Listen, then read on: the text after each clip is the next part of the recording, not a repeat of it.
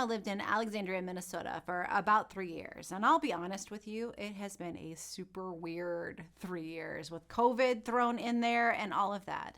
But one of the things that we decided to tackle, my husband and my family and I, when we moved to Alexandria was to build a house.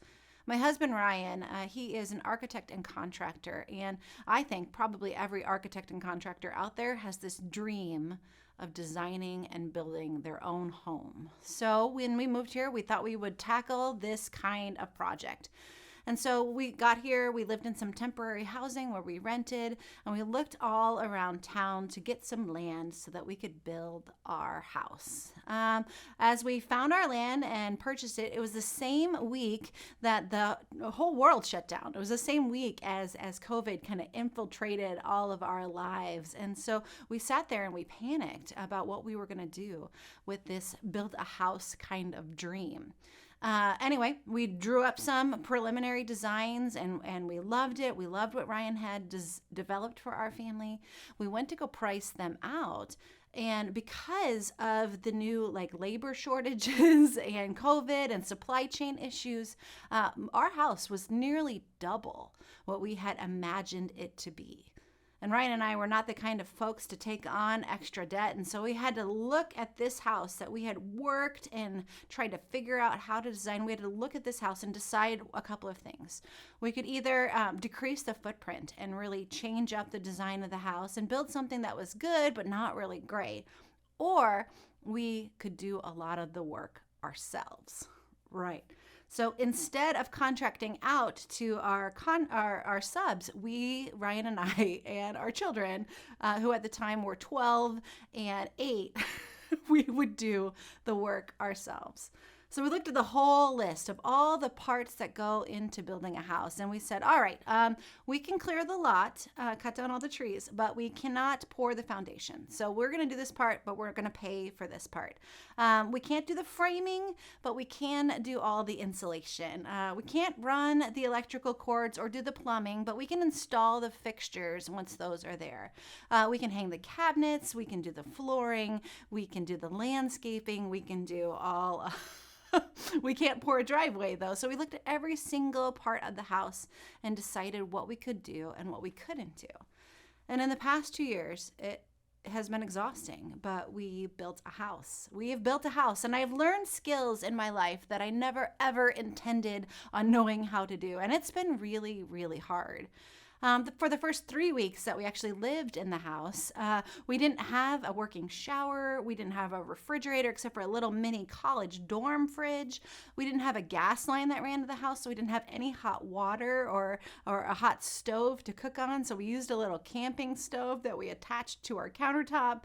And then we started our flooring on Mother's Day in our kitchen, but then we didn't actually finish until Father's Day because it was just Ryan and I and our 2 little kids doing the work. When we put the insulation into our house, Ryan got the blower and rented it from Menards and said, you know what, I estimate that this is going to take us about 8 hours to put the insulation into the ceilings. My friends, it took us 3 days to get that insulation into our house. It has been such an adventure building our own home, but it's also been exhausting and frustrating, and it's been fun and rewarding, all these emotions at the same time. There have been blood and sweat and tears, and our house honestly isn't even done yet. It has pushed Ryan and I both physically, mentally, and emotionally. When I say blood, sweat, and tears, it's mostly Ryan's blood and sweat and mostly my tears involved in this building of a house.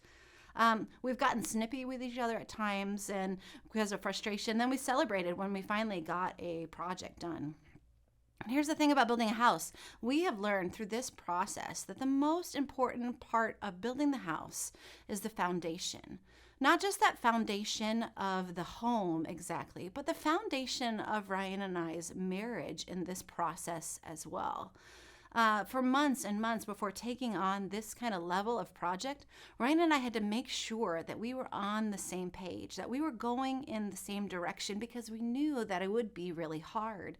And for the foundation of our home, this was so important because everything else we put up was on top of that. And so we needed to have it rooted and done really, really well so that the whole thing would be stable. This week on the Daily Dose, we're talking about short stories. We're talking about the parables of Jesus and what they have to teach us.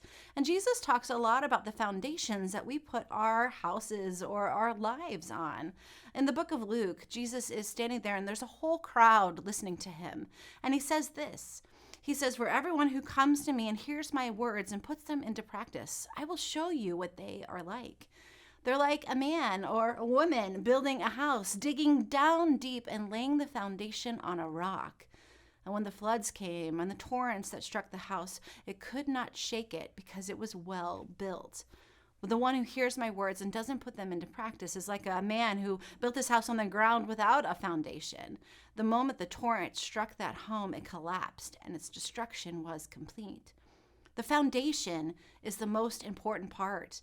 This is true for how you spend your days. What's the foundation of your days? Or how your relationships, what's the foundation that you're raising your children on? Or the foundation that you are living your lives in? Or the foundation of your work? Or the foundation of your house? What is it that you are grounding yourself on and keeping yourself stable on when the tough times inevitably come? I think that in our culture, we spend so much time trying to mitigate or ignore the storms that are coming in life rather than spending our energy digging in and establishing that firm foundation, knowing that those storms are going to come no matter what. For those of us who call ourselves Christian, this foundation is in Jesus Christ.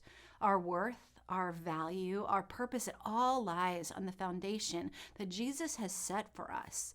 This foundation, it comforts us when times are hard. It tells us the truth of who we are when we believe and buy into the lies of this world. This truth calls us into loving conversation with our neighbors when we feel like anything but loving towards them.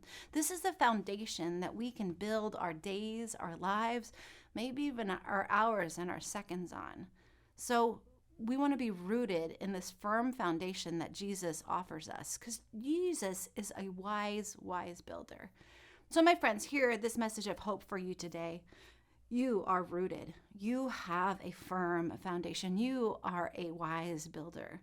Whatever storm you're going through, whatever's going on outside of your house, outside of your life right now, through the storm and through the next, God has got you because you are rooted and planted in a firm foundation.